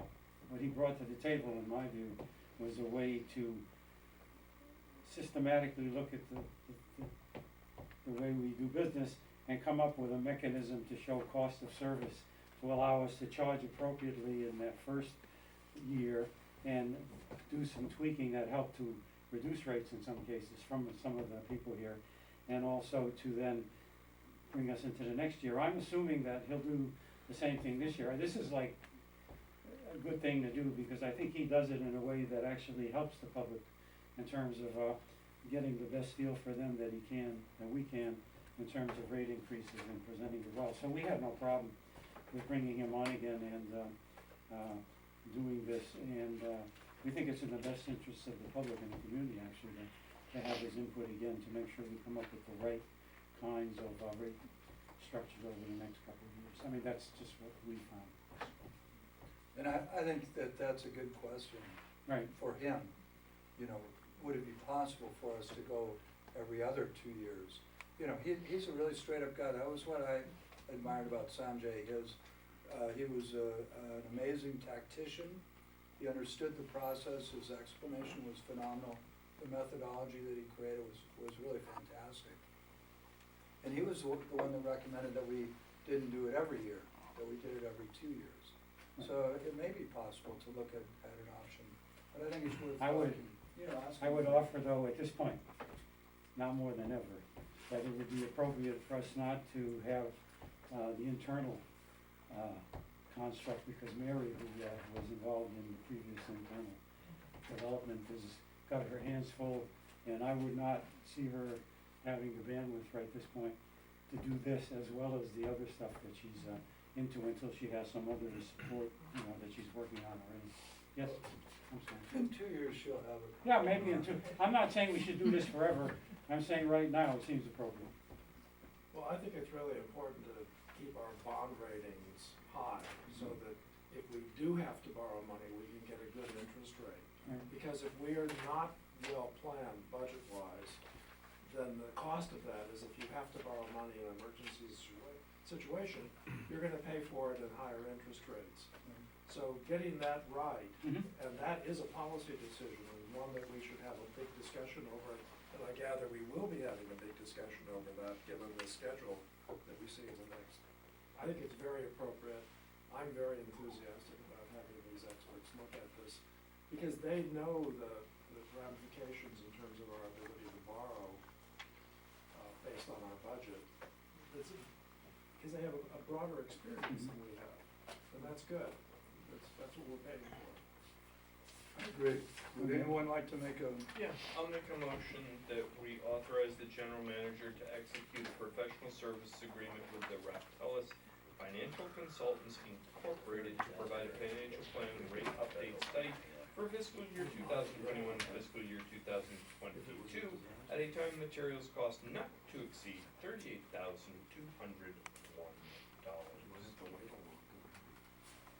I'll second. it's been moved by Director Reynolds, seconded by Director Feldman, that, could you please take the roll call? Director Larmer. Yes. Vice President Michelson. Yes. Director Feldman. Yes. Director Reynolds and President Early. Yes. So the next item on our agenda is looking at our attached budget process timeline. And hopefully everybody will be available for these important meetings. Would you like to discuss it further? Yeah, well, since we are entering a new budget cycle, we've prepared the attached so that we, key dates and public meetings. So we want to be very transparent on what we're doing during this process. I will say, this is a draft, we're still working on dates, but we will be finalizing some of these dates. What we'd like to do, there are a couple there's some committee meetings we'd like to get scheduled, so we'll be in touch with you. Ideally, we'd love to have a facilities meeting, in early January, finance meeting, toward end of January, beginning of February. So, just to be again specific, so our consultant's gonna be here on the March 10th meeting, or whenever. Yeah, we need to firm that up when we. Yeah, whatever the date is. Yes. And then again, he'll be here on the May 5th, or the meeting that's now currently scheduled for May 5th. That's the 218 hearing. No, that's No. approving the notice, the hearing will be later. Yes, he will be, at our final meeting that we do, our public hearing, which we need to decide in June, June 30. Oh, the June 30th meeting. Either June 9 or June 30, depending on, right now we're showing June 30th, but we may do it June 9. So that's still getting battered around. But we're approving it on the 5th, and We have to have a public hearing. You're approving the notice of the public. oh, got it. But not, There's a 45-day requirement for that, that gets mailed to all the customers. All right, so he'll be here on the 30th then. So no long Okay. bike rides, right? Pardon? No long bike rides. Yeah, I might not be here then, I might be in Germany. Okay, yeah. These meetings are becoming weekly. Sanjay probably wants to know the exact dates. Yeah, June's likely I'm gonna be on my bicycle somewhere. Nice. Remote from here. hey, Yeah. Jason, Chris, Well, if you do have conflicts, we'd like to know, so we'll Right. massage these dates, so that would let Joanne know. Calendars. Well, speaking for myself, preference is always to have it very at or near the second Tuesday. That second Tuesday is just, we're creatures of habit. Second Tuesday, I tend to be around. When it starts getting, third Tuesday, then kinda, No, this was, Okay. no. we'll take that into consideration, we'll Yeah. really try That's to. a good recommendation. Maybe we could have a stand meeting on the second Wednesday. So item D, Yeah, if we do that. we got this budget timeline, we don't need to approve it. no. No, it's just for information. Information. So item D is a professional services agreement for biological monitoring of the Stone Dam Pipeline Project, and I'm assuming, yes, James. well, Evening. As you know, we started the Stone Dam Pipeline Project. We're just a hair over halfway done. We've gotten to the, or engineering unit rather, has gotten to the crest of the hill. Now they've moved over to the meter side where the Stone Dam meter is. When we started the project, we met with Jim Steele in the field and we talked about timeline and budget. And due to the difficulty of the terrain and how much prep needed to happen, we undershot a little bit in terms of how much we expected gym expenses to be. So we've asked the contractors, saying worst case scenario, 45 more days of construction. I think it'll be closer to 30 depending on weather and progress. So we're gonna need to get a professional services agreement to cover us for 45 days plus some reporting costs. Jim Steele's been very instrumental in getting us through the lower part of the portion of the watershed. In terms of weatherizing, the road's held up fantastic, where we've already done construction in terms of the rainfall, and we don't have to go back down there and do repairs. So, the real estate license also spells out that we have to have a biological monitor the whole time we're doing construction there with the SFPUC. And, we're looking for, you to authorize the general manager to, award a professional service agreement with Jim Steele for not to exceed amount of $49,500. To date, he's already spent $27,000, so we're looking at a total of $77,259. Again, he's been instrumental in helping us with the contractor and getting this project to a successful standpoint. Any questions on here? Director Larimer here is goading me, so I'll take the bait. This is another expense we can thank the legislature for. This is clearly CEQA driven. Probably time for CEQA reform. It's adding extra burden on anything that anybody does in the state of California. That said, I take full responsibility. I am the person who recommended Jim Steele to this district. You are absolutely right. We would not have gotten a dredge permit without Jim Steele. This project would have been difficult. He has done nothing but good work for us. It's just unfortunate it comes at, $1,100 a day. But it's again, compliance. So, yeah, thanks for reminding me. Well, technically, it's a numbers game, mathematics. The original agreement was for 30K, Not to exceed was the estimate. but was that assumed that the job was gonna be done in 30 days? We were hoping that Jim wasn't gonna need to be there as much as he was. Okay, We were hoping he it was gonna seems like spend the more of his increase time up. is like top. 150% of the original, just a big jump. And, it's a big number. He's a good guy, no, I met him and I agree with you, I have just that the increase is really big, and are we assuming it's at least 45 days to finish, is that why it's? That's what the contractor's stating. I mean, cause it seems like it was underbid, basically, initially, that's all. It depends on how much he needs to be there, and I would rather have him, There I more would than much that. rather pay him to be there than I would to have us squish something that it's a costs us surprise, a job shutdown.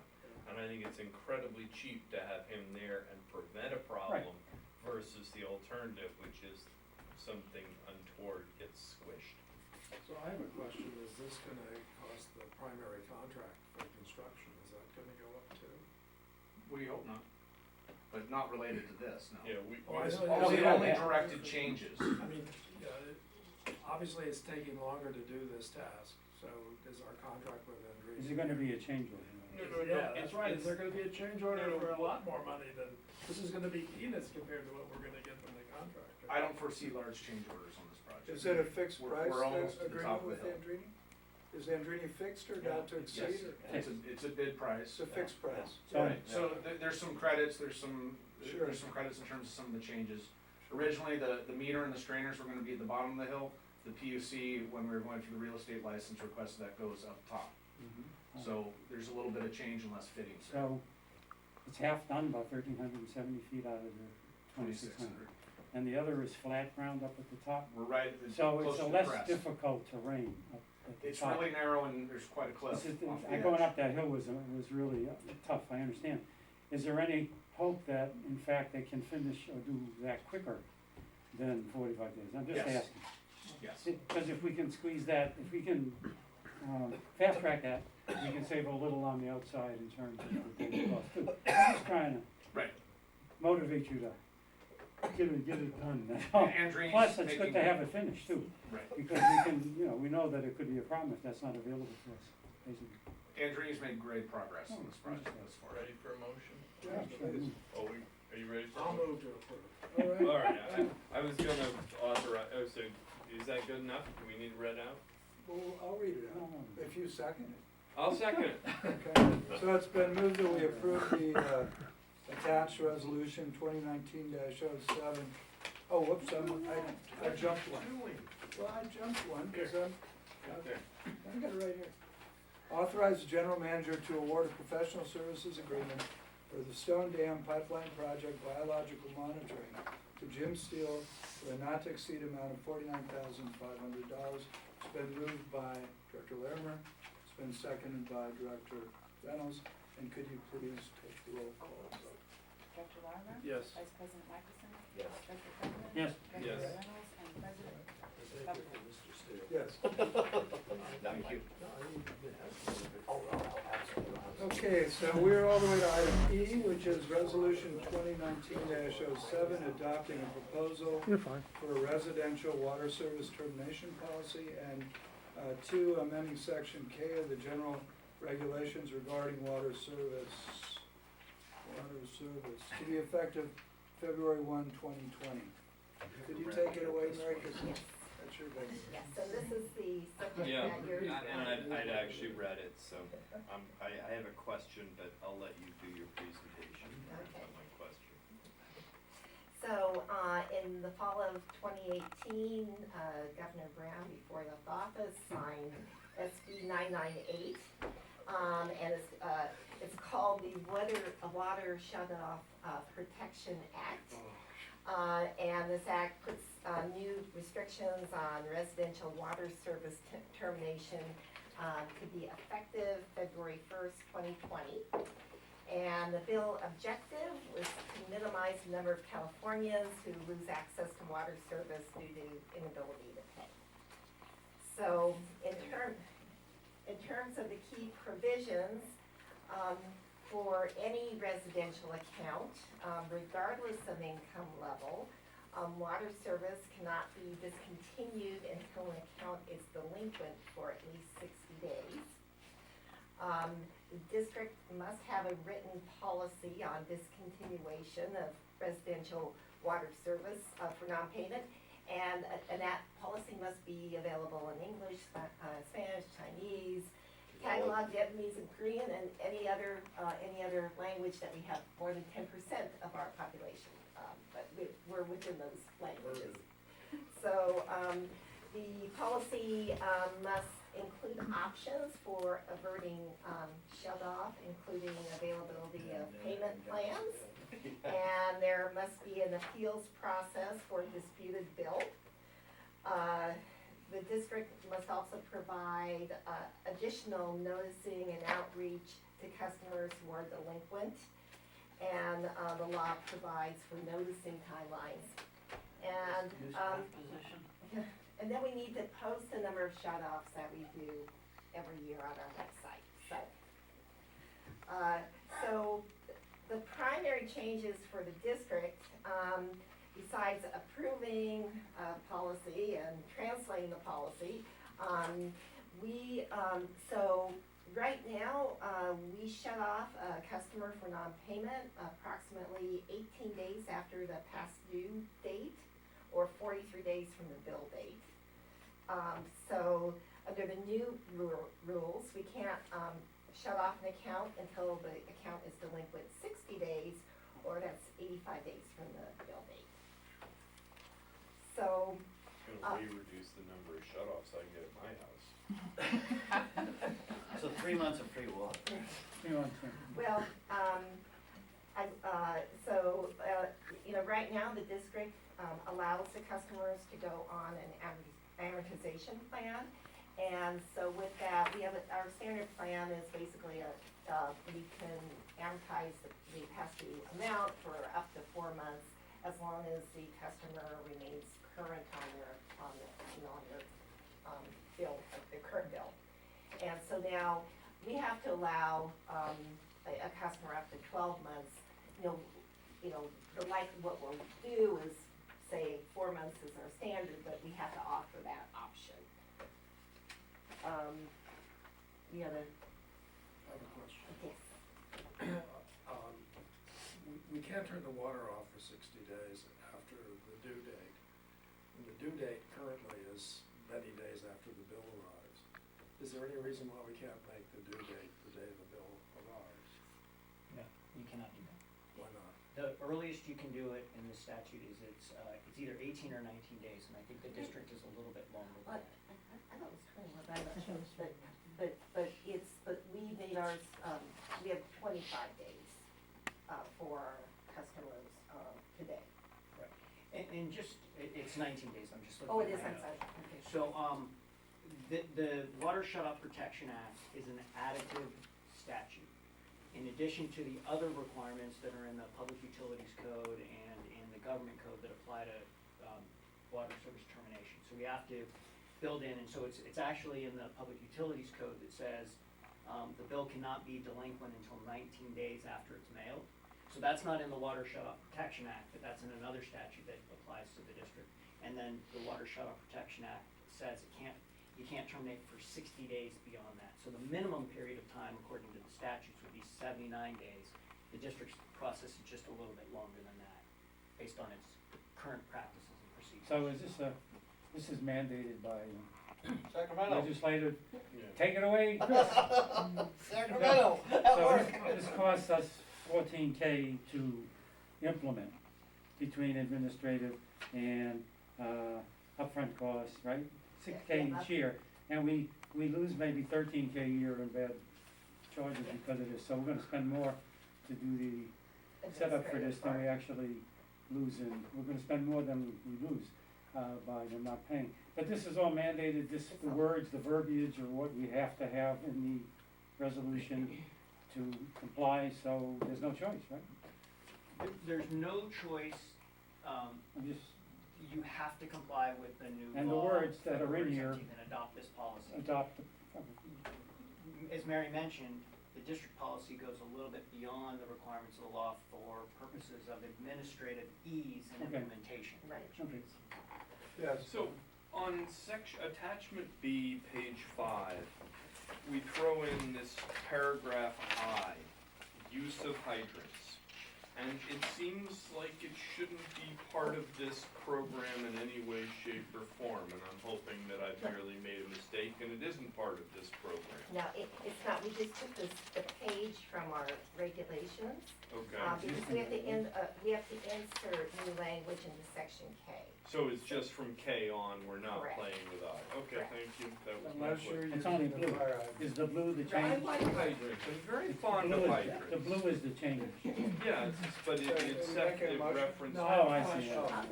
That's blue, No. because it is, okay. One of the things, I know, you asked how many shut-offs did we do? Yeah, In this past year, we sent out, or we delivered 290 48-hour notices, and we shut off 7, and that's in a year. that's in a year. So the city of Ceres is doing 400 a month.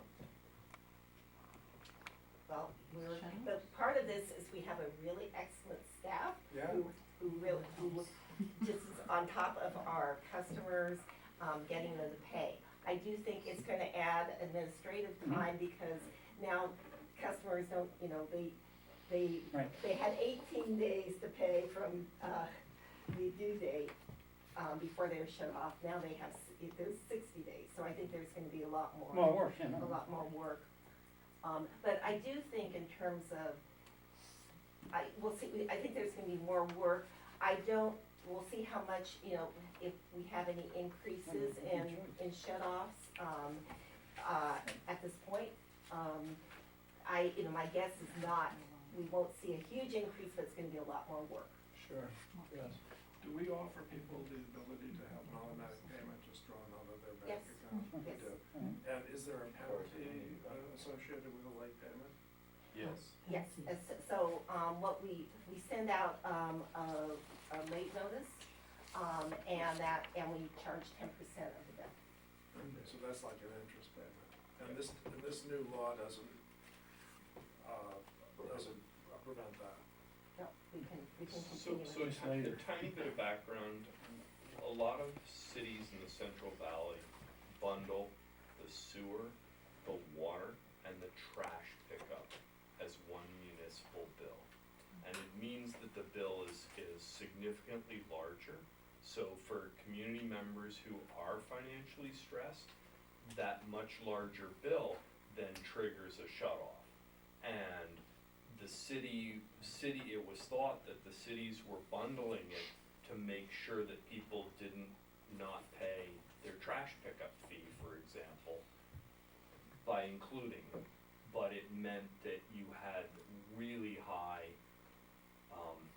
inability to pay, and that's what happened. So it's silly, because they could have just unbundled it and solved So the this is the problem. result of it? This is the All result. right, So that means you're in favor of We don't need trash. I didn't approving this, say right? that. Yeah, I will make a motion, sir.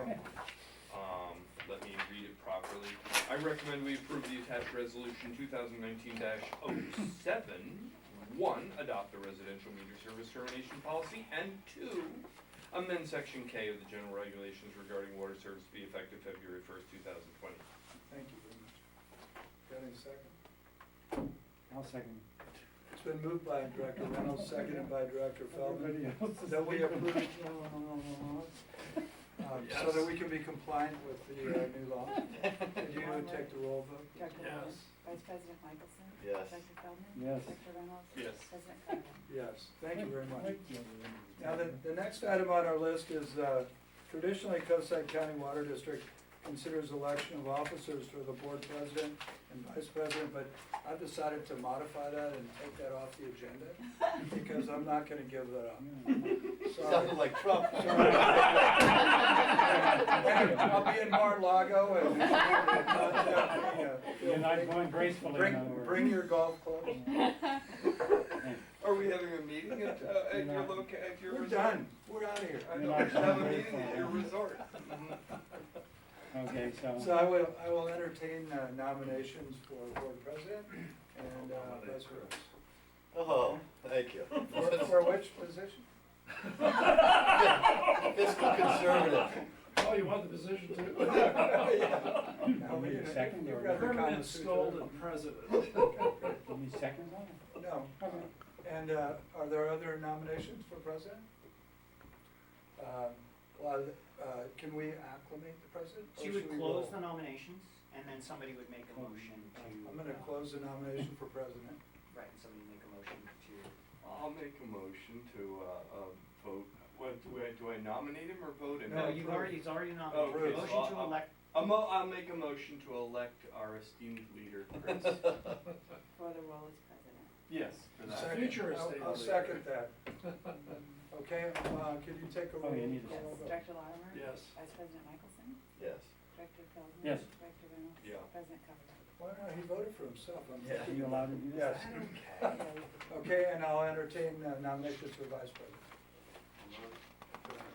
Well, I was gonna nominate Glenn. That's what I was gonna. Oh, okay. Well, that sounds like a nomination and a I'll second. second. Okay, are there other nominations for vice president? I'll close the nominations and entertain a motion. I make a motion that we elect Glenn Reynolds as vice president of Coastside County Water District. Second. It's been moved by Director Feldman, seconded by Director Larimer, that we elect Glenn Reynolds to be the vice president of the Coastside County Water District for the next year. Would you like a roll call vote? I would love if you would do that. Director Larimer. Yes. Future President Michelson. Yes. Director Feldman. Yes. Director Yes. Reynolds. President Coverdale. Yes, enthusiastic. Don't get too close. Meeting's not done. He's gonna grab that gavel right at your I hand. had it grabbed out of my hand before. Yeah, you have. I think it's on tape somewhere. Okay, and so we have now arrived at monthly informational reports, and I'm so excited to hear from our superintendent, James. Could you take it away, please? Thank you. I hope somebody compliments you on your presentation and how you always look so dapper, so Thank you very congratulate you on much, that. appreciate So it. late in the Thank day. you, I appreciate it. Well, monthly highlights, the rain has arrived late November, it's raining now as we speak. Oh, is it? Yeah. Yes. Oh, I heard it, yeah. Yeah, so, that was a little bit of a double-edged sword. We were hoping for not too much rain while we were doing Pilarcitos, but eventually it has to rain, so we're working around it. The Nunes Water Treatment Plant sludge scraper system had a short in it, but we worked on it, got new wires, rebuilt the bucket, it's fixed now. So we're glad that's fixed. The treatment staff were pretty crafty in terms of a temporary fix to that. Denison Tank Road temporary patch paving is completed. We're still waiting on the final design for the road with the geohazard report that should be coming this next month. Installed a couple of hydrants. The 3 new trucks have arrived, have lights and radios in them. Darren was great at getting all that wrapped up. And then at Crystal Springs, when we were putting the motors on back in, the stuffing box, also called the peckerhead box, where the wires go into, you laugh, the wires go into the motor were really tight, so we had staff fabricate little spacers so we can get a little bit more room there for the wires.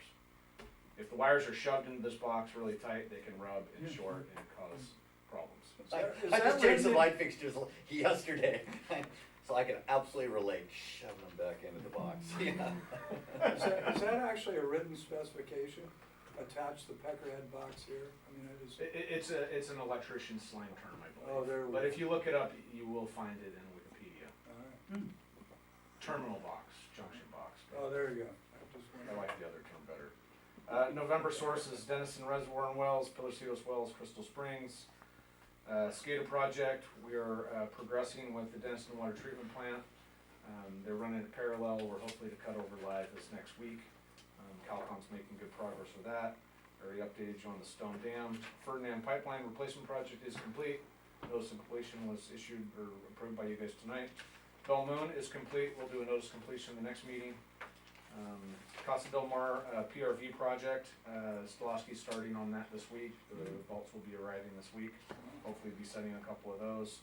50% plans from EKI for Grandview and Pinewell Oak were reviewed by staff and we gave them some feedback.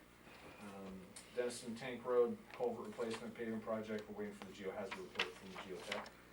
And the draft seismic evaluation report for the tank sites will be ready to review later this month with staff. Treatment exam, Ryan Stoll passed his T1. Wow. Darren Sturdivant passed his T2, so Darren, within 6 months, got his T2 and his D2. Wow. Wow. And it's good, because I think his probation's up today, so I think he's feeling the heat, but Darren's been doing fantastic, he's been a great hire. And then a couple corrections, the mat screw leak that Director Michelson asked about, that was cast iron, that was a typo in the report, so I just wanna correct that, that was cast iron, that was not ductile iron. Yeah, okay, So thanks for catching that. that makes a lot more sense. Yeah, I just wanna follow up on that. And then there's questions about how far we can go with distribution certifications. We can only go to a D4 because we're a D3 system, so I misstated that the last meeting, wanted to correct that. Oh, so both T and Ds top out at 4. Yeah, we're a T3, D3 system. I can only go one level above. Thank you very much. Yeah, thank you. Merry Christmas. You too.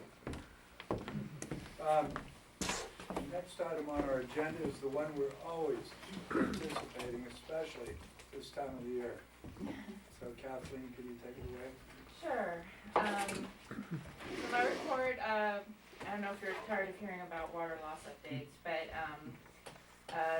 the state board is still working on the proposed regulations, and so we wrote a comment letter, staff wrote a comment letter with our concerns with the proposed regulations for water loss auditing and performance standards.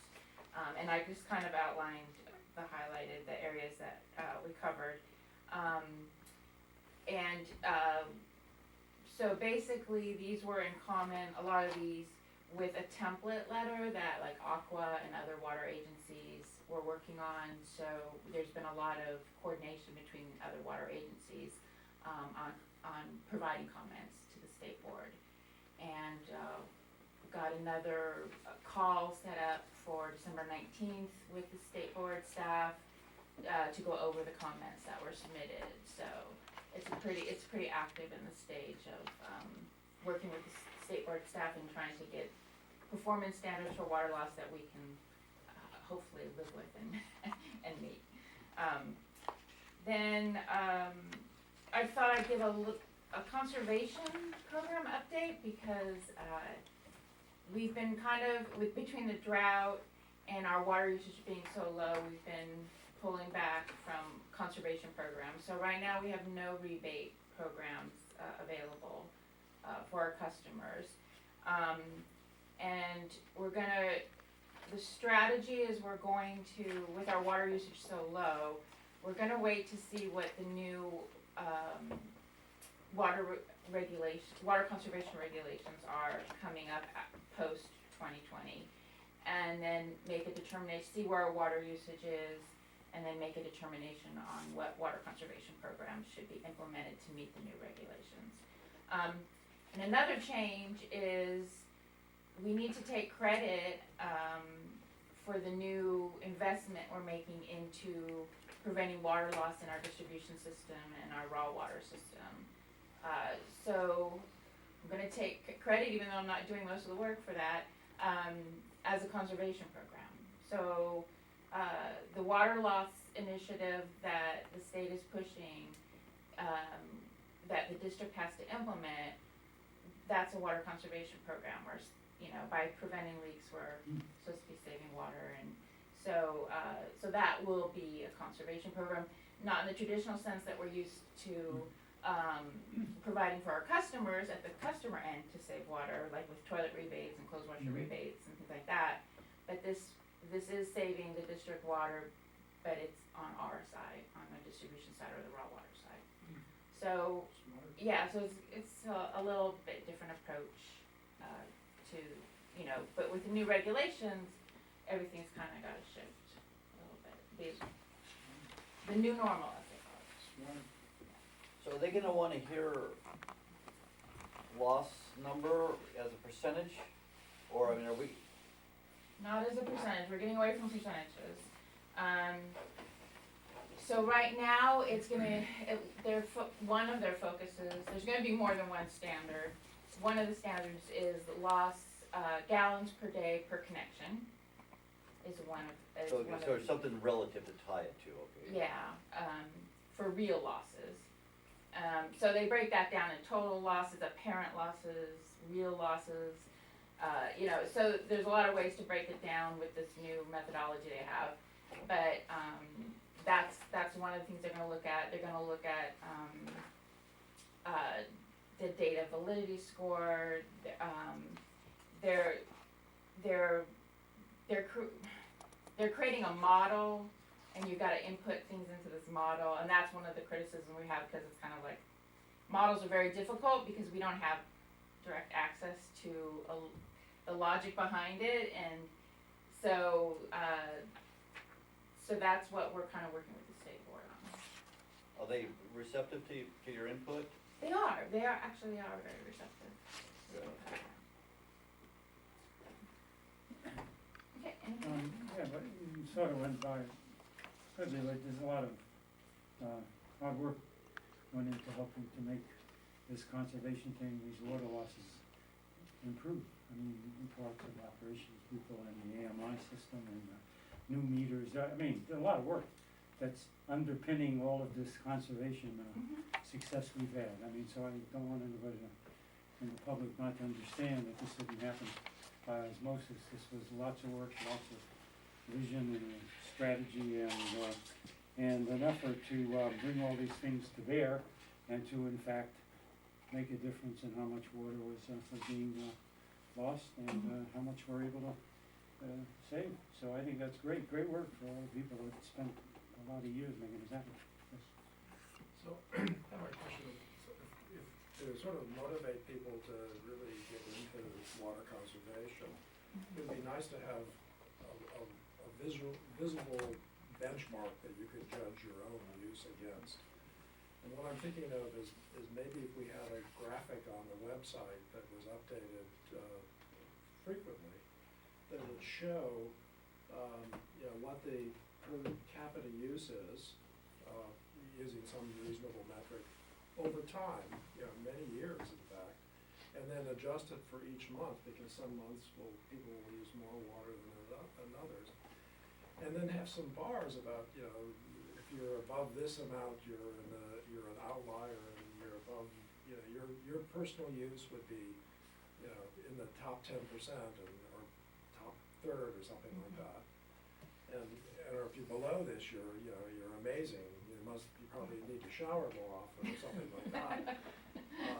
But then people could look on that website and, for a family, they could say, gee, there's, 3 people in this household, we can multiply that and see what our bill is relative to it, and we'd know whether we're in the norm or outside of the norm, or we're getting better or we're not doing very well, or, all of that. And it would sort of augment this fact that we have this system where if somebody has a leak, we can call them up and say, hey, your water's running, did you know this? And so those are all good things. And it would be really useful for people to have a benchmark so they would know whether they're conserving or not. We do, customer service, we do provide them with it verbally, information, but we don't like to use, per capita. There can be some error in that. What we like to give is for the average single-family account, the total, what the average billing But cycle that's, the usage problem is. with that, of course, is that some families are bigger than others. Right. But a graphic and I agree with you that you don't wanna say, well, here's the average, you ought to be average, Right. because nobody's average. And we don't want people to be average, because diversity is good. But to have some range, so you know that, are you in the norm or are you an outlier? Are you a profligate water user? Right. And maybe you ought to look at what you're doing. So I did create a fact sheet, it's in the front lobby, and customer service does use it, and where it lists the, end uses of, per person, like how many times I flush a toilet, and if their toilet's efficient, how much they use. And, what I'm trying to use, so the state is in the new regulations coming up, their goal is to get like toward 50 or less gallons per day per person type of, range. So that's kind of so instead of using the average, I use what the state goals are coming up with the new regulations, that are coming. Well, I was just thinking it'd be really nice to have something like that on the website, and then when we send out the bills, you could say, here's the norm and here's where you fit relative to it. I will say though, WaterSmart, Is it nice? has some graphs and some things, for, at the customer level, that you can go in and look at some of those things, so. I was gonna ask, does it give the ability for you to judge how you're doing against those norms of some sort? It's more. Generally, yes, and we You have can to figure out how choose to more use it. options too with WaterSmart, but there are some graphs that you can compare, some comparisons to, Yeah. other, users and, Well, there are, I don't larger think people wouldn't population. tumble into that. Is there any way to put out information about how you could do that, if somebody doesn't know how to really deal with it? It's not an obvious thing for us. On WaterSmart, you mean? Yeah.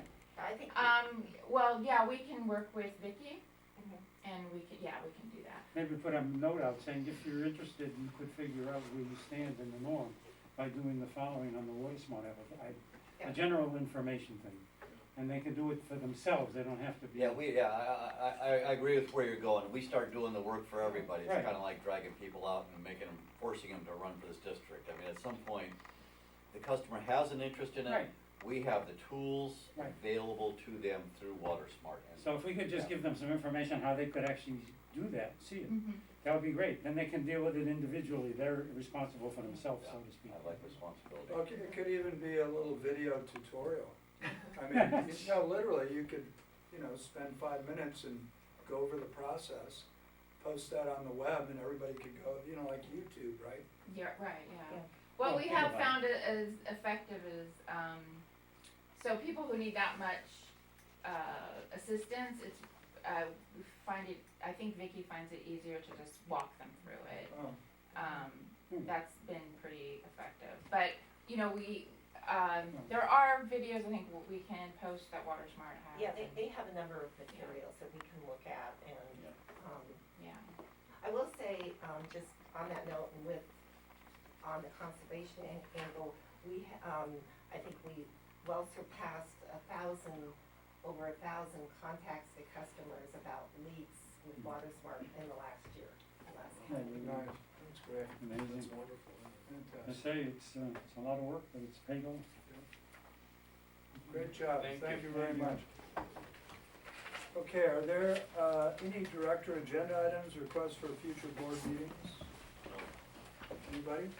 So then I would like to retire this meeting into closed session at 7:59, December 10th, 2019. Pursuant to California Government Code Section 540.